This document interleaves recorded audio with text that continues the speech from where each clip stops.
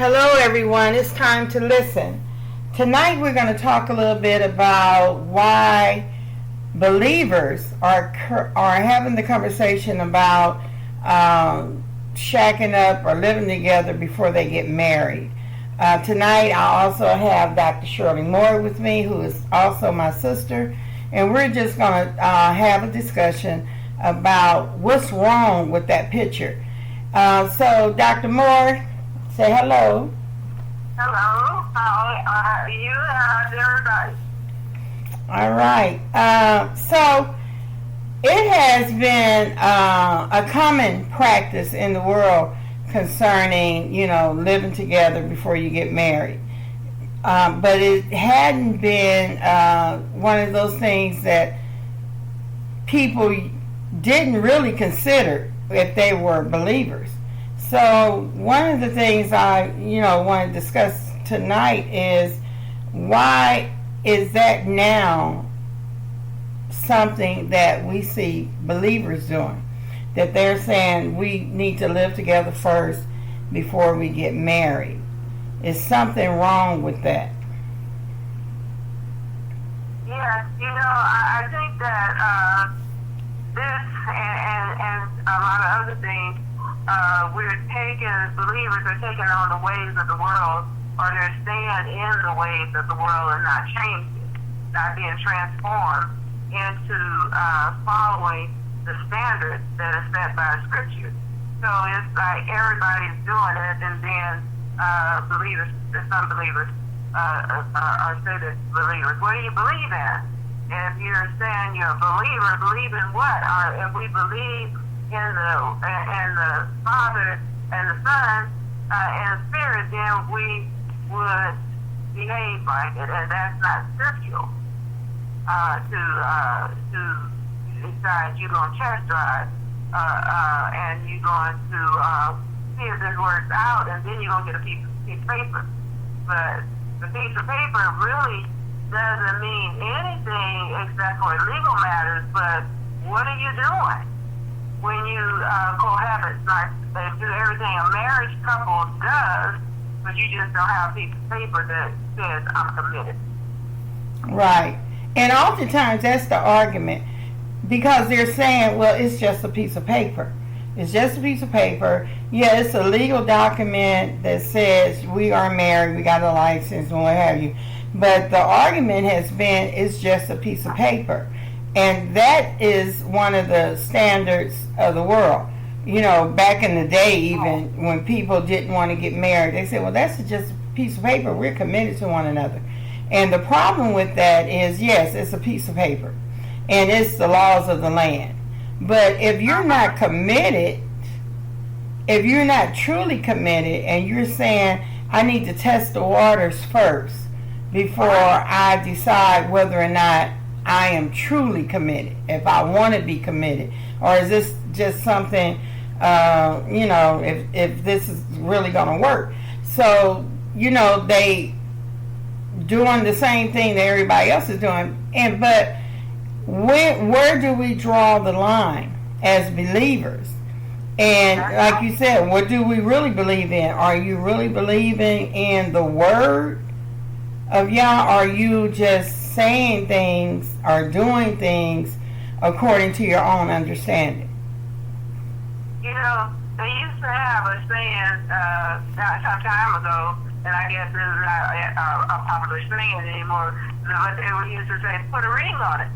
And so, in other words, and especially for women, because most women, once you touch them sexually, they consider you to be theirs, and them to be, to be a couple, and they consider, most women consider, now some have changed lately, but it used to be that, okay, we are permanent items. We've become one. It's just been one forever.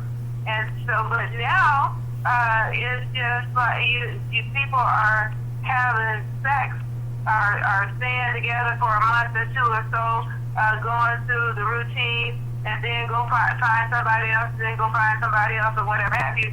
but you haven't taken time to know that person, and you don't have to be committed to them because you can leave. You don't have to make it right. You don't have to make it work because you can just get up and leave. And so, it's the commitment is when you consummate a marriage and you say you're committed to a person, then you are. If you can have that piece of paper or not in the Father's eyes, but according to Him, you are married. You have gone through what is considered a marriage. And then if you walk away, or you abandon that person, or you terminate that, that's a divorce. Whether you have that other piece of paper or not, it's a divorce, and He said He hates divorces. Mm-hmm. Yes. And that's it. So we talk about the commitment, and that's what we really don't see, a commitment. People no longer commit to anything. And so when those two people come together, and oftentimes in those relationships, babies are born. Right. And so you have this unstable relationship, and then there's a baby born into that relationship, and either person may decide, well, I don't want to be in this anymore, and they leave. And so the damage is then done to the child. That's the one that's suffering. Because sometimes when people break up, the mother has the child, and nowadays sometimes it's the father. However, the other person, the other parent becomes absent in the child's life. And that's because no one considered, no one thought about it. Everybody was just operating by their flesh and saying, this is what I feel like, this is what I want to do, and what have you, and they did. And so it's so many single parents now. And a lot of the young people that I teach, they talk about not having their fathers around. And these are teenagers, and once if they open up that door for that discussion, it becomes a really sensitive discussion, because young boys, 14, 15 years old, are talking about how it feels not to have their father around, or never knowing their father, or what have you. So those are the things that the adults are not considering, or even young people. They don't consider that when they are going into those sexual activities. They don't consider the consequences. People don't consider, sometimes people live together, and we talked about this a couple of weeks ago. They live together like it's a business arrangement. We're going to live together. We're going to act like we're married, and we're going to split the bills in half, and everybody's going to be satisfied. Well, then again, there's the opportunity. Anybody can walk away from that without a commitment. And what are you really trying to find out about the person when you're going to live together for those 2 years, 1 year, 2 years? Because if you haven't made some kind of commitment at some level, why would you even enter into that kind of relationship? You can't just say, okay, we're two people, we haven't known each other for a while, let's move in together and see what happens. That's just foolishness. And it's a trap. Yeah, it's a setup. It's actually a setup. They're leaving a way to escape. And so in the back of their mind, are they really committed? Because if you only have one mate and you say, I'm married to this person and I'm married to them for life, then, and they're saying the same thing, then you can work things out. But if you're saying, if it don't work out, oh well, I move on. And then, so therefore, you have no vested interest. You have nothing, you don't have anything to lose. And so until you find out later, like you said, you have children, or you've gone through several relationships, and the one thing they have in common is you and your failure everywhere you go because you're inconsistent, because you lack commitment. So that's not the way that it's set up. That's the way mankind is doing. now, and it's not even animals do better than that. There are animals that commit to their mate for life. So how much more so should men? And so how much better off the world would be, and more intact families would be, and the children would benefit, the communities would benefit, everything benefits if we have a mother and a father in the house with their children, and they can depend on them to be there, as a couple, as their parents. Otherwise, you complicate things and you make a mess. Right. One of the things I've learned that in dealing with families and community is that all communities, great communities, start in the household. And once you have the household, the family, they're intact. If you have, like you said, more of them, then the community becomes better and better and better. When I was working in probation, my first house I purchased was from the Officer Next Door program in California. And they were saying, okay, we want to get positive people, or people that have integrity, or people that are, have careers and what have you, and we want to place them in areas. So they had this initiative to you could purchase a house for half price, and it was in an area, it wasn't a horrible area, but it was an area that most people, career people, didn't live in, or they moved out of once they started making a certain amount of money. And I remember the goal was to make the communities better by putting more positive people in these communities. Well, that was a strategy and a plan, and I can't really say if it worked, but it is the same principle. If we can build up our families and really have those two parents teaching the children, being role models to the children, and what have you, we have better children, we have better households. And some single parents might argue that because they have been successful in bringing up their children, and say, well, I didn't need a man, or I didn't need the other person, or what have you. That is true. There are some success stories, but we don't have a lot of them. We don't have enough of them to make a difference, because we take. Go ahead. How successful are they really, though? Are they successful in all areas? Are they successful in relationships? Do they follow suit? You can have an outward appearance of success and still be torn on the inside, and still be missing stuff on the inside. So it's like, what would we consider success if we can have enough money and still be suicidal? Yeah, that's true. So it's like everything. There's a mother and father that needs to, in every household, you need to be a mother and father. And then, there are households that don't have children, but nevertheless, they need to set an example to other people that, so good families, solid families, like you said, in a community, makes for a better community. Fussing and fighting and in and out, on and off, then you're going to have, when you start mingling and co-mingling with different people, there's going to be issues. There's going to be a lack of trust. There's going to be, and there certainly won't be any commitment. It's just, you're just floating around. And that's no different than a whore, a prostitute, male and female. Yes, exactly. And that's what we see. So, y'all has a plan. And he has a plan for our life. And he has established it, and he has put it together and said, hey, if you go this way, you will be successful. If you do things my way, things will turn out okay. But we have gotten away from that, and we talked a little bit about, well, a lot of people, I won't say most, a lot of people say, well, he knows my heart, and only he can judge me.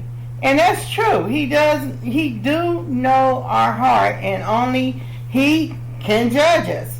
But is that taking all the responsibility off of ourselves and just saying I can do whatever I want to do, and if it's all right with him, then it's all right with everybody. So how do they determine it's all right with him? Because they're kind of speaking for him and saying, well, he knows you can't say anything about me, only God can, only Yah can. You have no words. And I don't believe that you should walk around telling people what they can and cannot do. But there's a way. We're talking about believers. There's a way that he has set for us. It's a standard that he has set for us as believers. We are not to we are to be the light of the world. We are to be an example. And we can't blend in. Light can't blend in with darkness. No. It just, you can't do it. So we can't blend in with the world, and we can't hold to their standards because everybody is doing it.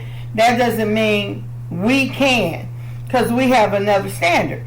And so when he gives us his standards, we have to follow them. We have to be obedient. And I've heard single young women say, well, he know my needs. I can't do without sex like that.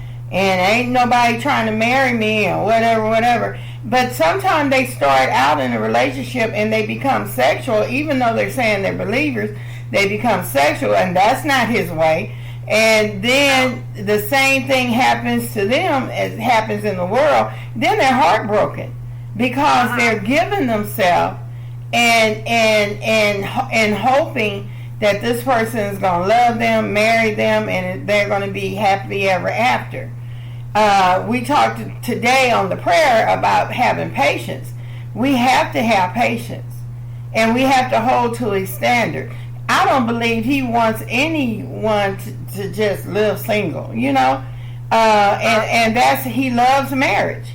It's a covenant that he always speaks about in his word. So it's not that he doesn't want what's best for us. We need to want what's best for ourselves also, and hold to those standards.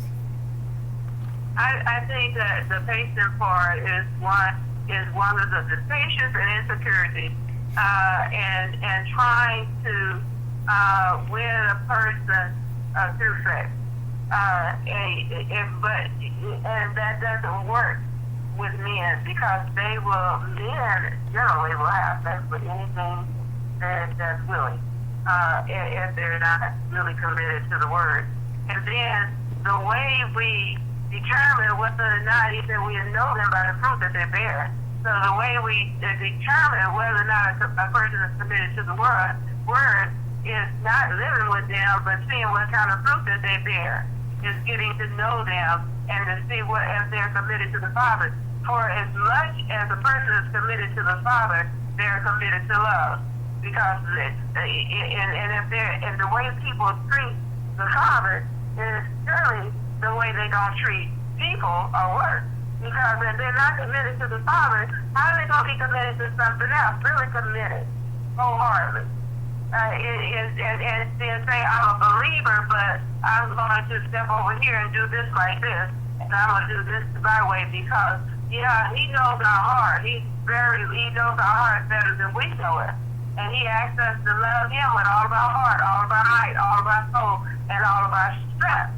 And so, and if our ways please him, he will give us the desires of our heart. But if we are just out there loose, male or female, then how fit are we for those that are really committed to him? What way would we lead them? How would we interact with them if we are unequally yoked with unbelievers?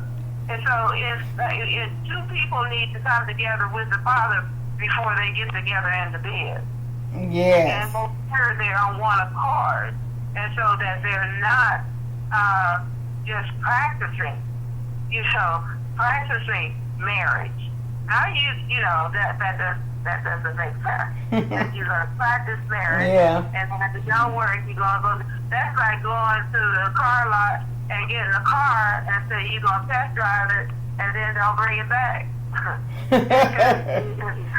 Exactly. So if you bring it back, and so I decided I don't want it, that won't work. Yeah.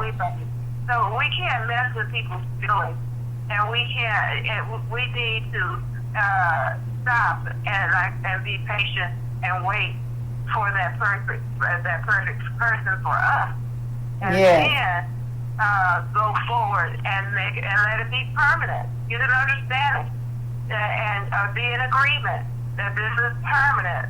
We're going because two people can make marriage work if they stay in prayer and stay with the Father. Now, if you're going to stay with the world and do things, if you start out and lay the wrong foundation, you have a harder time trying to fix it and repair it. Exactly. It doesn't work like that. And like I said before, He has a plan for our life, and we need to follow it. And anytime we need help in any situation, anytime that we start feeling a little anxious about something, we can go to Him, and He can direct us. He will guide and direct us. And there is someone. But one of the things I recall a while back is like, and I was teaching a women's group, and I was saying to them, what kind of person are you praying for? Because most of them were saying they were praying for. These were young women, and they were praying for that man, that husband, that perfect person for them, and they were praying for that. So we were just discussing, give me an image of that person. Tell me, his character and those things. And they even went into how they want them to look and how all these things, and all these things they need to have, money, and it was a lot. And a lot of it was comical, it was kind of funny. So, and so then I asked the question, so what are you bringing to the table? Because you want Him to bring you this perfect person. You want Him to send one of His people to you. You want him to be a man of God. That was one of the things. You want him to do this and whatever. So you want Him to send this person in your life. But what would that person receive from you? Because it takes preparation. You have to be prepared. In the scripture talk about a man that finds a wife. He said he didn't find a girlfriend. He didn't find a young lady. He didn't find just this, beautiful person. He said he that finds a wife. So you are already wife material. You are already a wife. And the same, that person needs to be a husband, when he comes. Now there's some things that have to take place. You have to get to know one another, and it's like it's not strangers. That's why you get to know each other before you get married, so you can have this understanding. And I'm not talking about, because some of these young women were talking about, I want to know if they pick up after themselves. That's why they want to know about, maybe it's okay to live together and that kind of stuff. No, that's something you can discuss that. You don't have to have a visual for that. You could discuss that. But you need to know that you want a perfect person, so you have to work on perfection yourself. Then we'll get into, nobody's perfect. But maturity is important. So both people have to be mature enough, and if they are true believers, they're going to do it His way. They're not going to create their own strategy on how marriage should look, or how that dating process should look, or what have you. They're going to do it His way. And then it'll work out.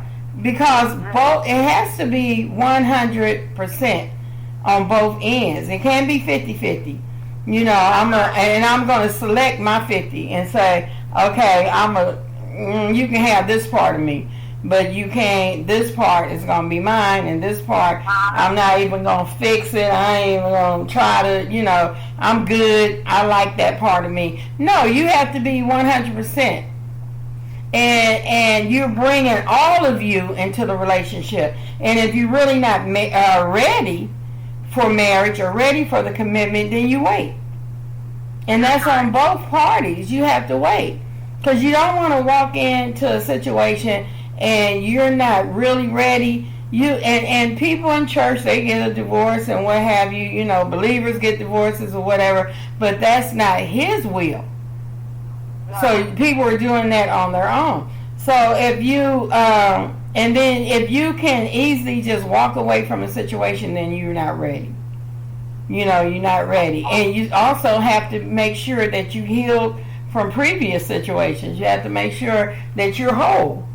And that needs to be a discussion. That's how people get to know each other. They talk, they communicate, and they're truthful. And they're not putting on airs or pretending there's something that they're not. That's right. That the knowing is not that, and he went into her and you that's not the knowing we're talking about. Right. We're talking about knowing what type of person it is, knowing what their likes or dislikes are, knowing what their, because we can say the same words but not mean the same thing. So we need to get an understanding of each other, understanding what do you mean by that? How would you handle this? Why, so we really need to have that conversation, and we need to be honest and open in that conversation to see if we are compatible and ready to make that commitment. And then if we are ready to make that commitment, if both people are ready to make that commitment, the Father will help us to understand one another, to stay together, to build up one another, to do what we need to do according to everybody needs something a little bit different.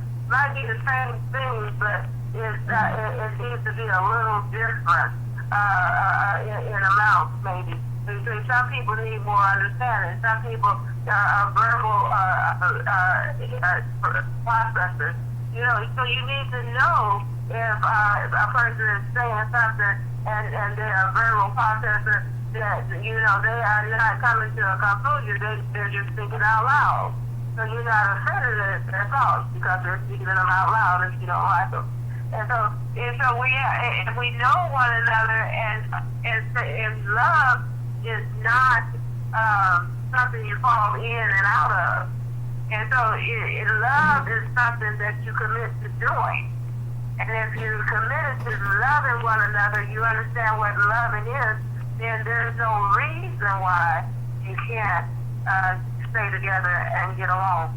But if you're saying, I don't know whether I'm going to love you or not, that kind of stuff, actually you're being, I don't know whether I'm really going to like you or not. And we may not like everything about anybody, but are you committed to love?